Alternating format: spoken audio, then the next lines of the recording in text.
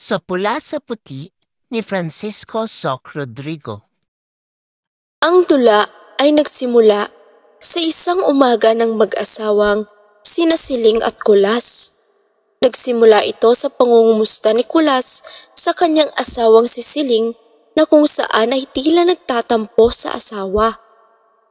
Salamat at naalala mo kung kumustahin. Sapagkat pagkatilat ng mga mata mo sa umaga, wala ka ng ibang inisip kundi kumustahin at himasin ang iyong mga tinali. Tila mas mahal mo ang iyong tinali kaysa sa akin. Ang mahabang tugon ni Siling. Nagtalo pa ang dalawa dahil sa tila pagtatanggol ni Kulas sa kanyang tinali habang sinusubukang suyuin ang kanyang asawa. Sa katunayan, ibinahagi pa ni Kulas ang kanyang panaginip sa asawa. Alam mo, kagabi ay nanaginip ako. Napanaginipan kong ako hinahabol ng isang kalabaw na puti, Siling. Pinaliwanag din ito na ang pilak ay puti, kaya ang ibig sabihin anya ng kanyang panaginip ay hinahabol siya ng pilak. Patuloy na nagtalo ang dalawa dahil sa paulit-ulit na lamang na pag-asa ni Kulas na mananalo ang kanyang tinali. Ngunit sa huli, hindi rin natiis ni Siling ang asawa at binigyan pa rin ito ng pera pantayan ng sabong. Nang bigla na lamang, dumating si Sioning at nakita niya si Siling na inabutan ang engot nilang kasambahay na si Teban na tumaya sa sabungan. Nagulat naman si Sioning dahil hindi niya sukat akalain na pumupusta rin si Siling at sa tingin niya ay wala ring pagkakaiba sa asawa nitong si Kulas na sabungero. Nag-aalala lamang ako na darating ang araw na magdidildil na lamang kami ng asin. Ang agad na pagtugon ni Siling. Ipinaliwanag ni Siling na isang buwan na niyang ginagawa ang pag-uutos sa kanilang kasambahay na si Teban na sa tuwing pupusta si Kulas sa kanyang manok, ay dapat namang pumusta si Teban sa kalaban. Pwes, kung matatalo ang manok ni Kulas, ay mananalo ako. At kung ako na may matalo, ay mananalo si Kulas. Pagpapaliwanag ni Siling kay Sioning. Natalo ang manok ni Kulas ng araw na iyon. At ito'y nangangahulugan na nanalo sina Teban at Siling. Umuwi ng may hindi maipintang mukha si Kulas. Talagang buwisit ang sabong. Isinusumpa ko na ang sabong.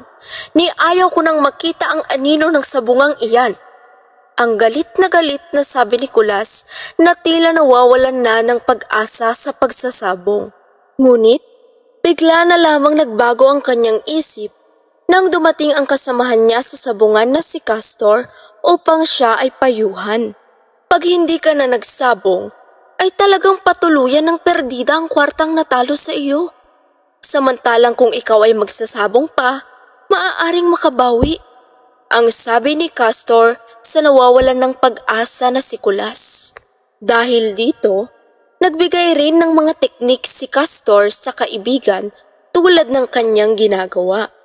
Pumupusta ako, hindi sa aking manok, kundi sa kalaban. Pagkatapos ng sinabing ito ni Castor, ay nagtataka naman si Kulas. Kaya naman upang malinawan, ay pinakuha ni Castor ang isa sa mga tinali ni Kulas at itinuro ang kanyang ginagawa. O, halika rito at magmasid ka. Ang lahat ng mga manok ay may litid sa paa na kapag iyong dinudo ay hihina ang paa. Walang sino mang makakahalata sa ating ginawa. Ngunit mahina na ang paang ating dinuro at ang manok na iyan ay hindi na makapapalo. Pagkatapos ng panunusok ng sadya sa paa ng kanyang tinali, agad na lumapit si Kulas sa asawang si Siling upang humingi ng kwarta. Ano ba iyan, Kulas? At akala ko ba'y sinusumpa mo na ang sabungan? Ang naiinis na sabi ni Siling. Siling, talagang ngayon na lamang. Pag natalo pa ako ay patayin mo na ang lahat ng aking tinali. Ipinapangako ko sa iyo. Ang buong loob na sabi ni Kulas sa asawa. Binigyan din ni Siling ang asawa at pagkaalis nito ay dali-daling tinawag ang kasambahay na si Teban upang tumaya sa kalaban ng tinali ni Kulas. Sa katunayan ay nagbigay siya ng malaking halaga upang pantaya ng todo.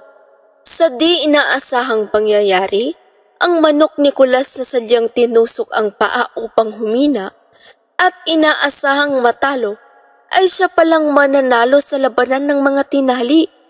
Sa pagkakataong iyon ay kapwa natalo sa sugal si Castor at ang mag-asawang Kulas at Siling na wala man lamang silang nakuha ni Katiting na kusing. Dito ka maghapunan mamayang gabi, Shoning, at anyayahan mo sina Kumaring Kikay at ang iba pang kaibigan at ako'y maghahanda. Ang tila tuwang-tuwa na sabi ni Siling. Maghahanda? Ngunit paano tayong maghahanda? Ngayon lang ay natalunan tayo ng mahigit 40 piso. Hindi bale. Ibig kong ipagdiwang ang iyong huling paalam sa sabungan. Mayroon pang 6 na tinali sa kulungan. Aadobohin ko ang mga ito at ang 3 naman ay aking sasabawan. At sa huli, halakhak ni Siling ang narinig.